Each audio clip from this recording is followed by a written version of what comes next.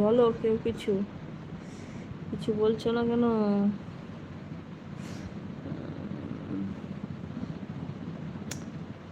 বন্ধু, আজকে অনেক রাত হয়ে গেছে, আকাশে বৃষ্টি আসছে, বাতাস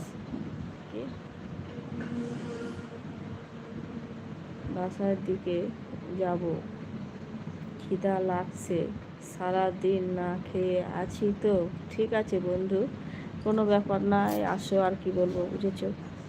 তো বাড়ি গিয়ে খাওয়া দাওয়া করো, আবার তো ভোর 4টের সময় উঠতে হবে, বুঝেছো?